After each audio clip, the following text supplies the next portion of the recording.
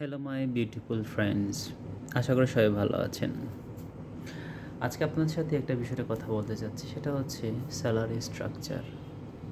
দেখুন, কিছু মানুষ আছে যাদের স্যালারি হচ্ছে 1050, তারও একটু বেশি, লাখ খানেকও হয়ে থাকেন।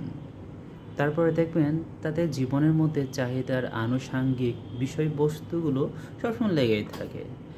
আজকে লাখ খানেক যদি স্যালারি হয়ে থাকে, ওনার একটা গাড়ি দরকার, ওনার একটা ফ্ল্যাট দরকার, হ্যাঁ, ভালো একটা স্কুলে হচ্ছে তার সন্তানদেরকে পড়ানোর জন্য আরও ইনকাম সোর্সের প্রয়োজন হয়।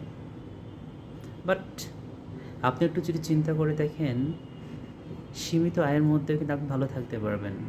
যারা লাখ খানেক স্যালারি পাচ্ছে তাদের সমান সমান হয়তো যেতে পারবেন না, বাট আপনি খুব সুন্দরভাবে জীবনকে সামনের দিকে এগিয়ে নিতে পারবেন। জাস্ট সেটার জন্য প্রয়োজন আপনার পরিকল্পনা মাফিক আপনার জীবনকে সাজানো গোছানো।